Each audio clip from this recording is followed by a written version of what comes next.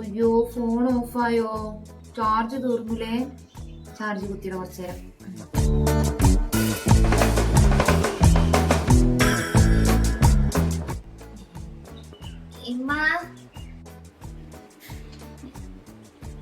എന്താ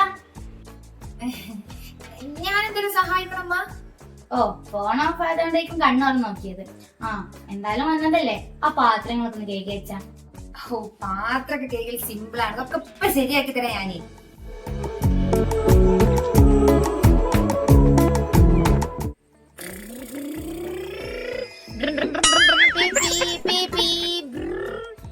യാത്രക്കാരുടെ ശ്രദ്ധയ്ക്ക് താമരശ്ശേരിയിലോട്ടുള്ള ബസ് എടുക്കുന്നത് 2 മണിക്കായിരിക്കും. യാത്രക്കാരെല്ലാരും തയ്യാറായി നിൽക്കേണ്ടതാണ്. അയ്യോ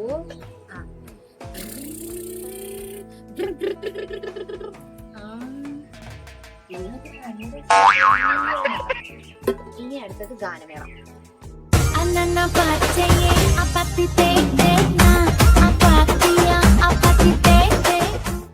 ഇന്റെ സുബാനുള്ള ഇന്റെ പാത്രത്തിലാണല്ലോ എന്റെ KSRTC മോചാനിക്കാൻ കണ്ണോ.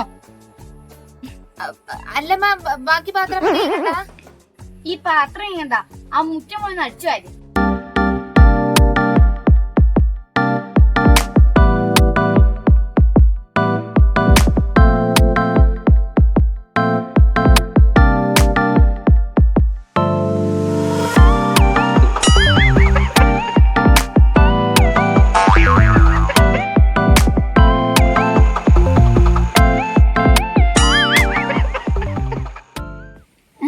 സോറി ആക്കാ, ഇനി ഒന്നും സംഭവിക്കില്ല കേട്ടോ. ഓ ഒരടിച്ചു വാരാൻ പറഞ്ഞ അതും ചെയ്യൂല, എന്തൊരു കഷ്ടാണ് അവളെക്കൊണ്ട്.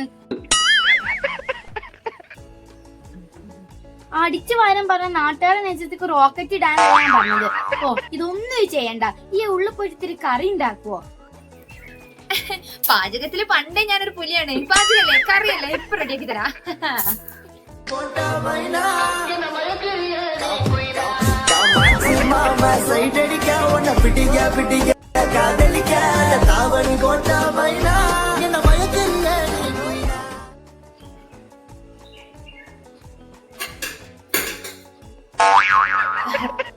തക്കാളി അതിപ്പോ എനിക്കും മനസ്സിലായി. ഇതെന്താ മുറിക്കാണ്ട് അങ്ങനെ തന്നെ കൊണ്ടുപോയിട്ടിരിക്കണേ?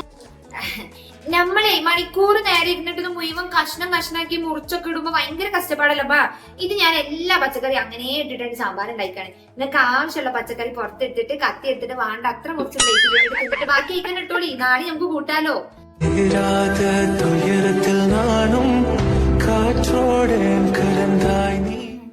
ഒരു 2 മിനിറ്റ് ഇവിടെ നിൽക്കട്ടോ, ഇപ്പൊ പോയിട്ട് ഒരു സാധനം എടുത്തിട്ട് വരാം. എവിടേക്കും പോവരുത്. ഇന്റെ എല്ലാ കാര്യങ്ങളും കണ്ടിട്ട് ഉമ്മക്ക് ഇംപ്രസ് ആയിക്കണ തോന്നുന്നുണ്ട്. അപ്രീഷിയേറ്റ് ചെയ്യാൻ എന്തെങ്കിലും എടുക്കാൻ പോയതിരിക്കും. ആയിക്കോട്ടെ അമ്മ. ഇതേ ഇമ്മാന്റെ ഫോണാ, ഇത് ഈ വെച്ചിട്ടോ. അന്റെ ഫോൺ കുത്തി വെച്ചിക്കല്ലേ, അത് ചാർജ് ആവണ രീതി കളിച്ചോ. ഇനി വരെ വേണ്ട പണി നിൽക്കാൻ കേട്ടോ. അല്ലമ്മ അവിടെ തിരുമ്പാൻ കുറച്ച് തുണിയാൾ വെച്ചിക്കണ കണ്ടു. തിരുമ്പി തരണ്ട. അയ്യോ ഒന്നും വേണ്ട, അയ്യോ വേണ്ട വേണ്ട.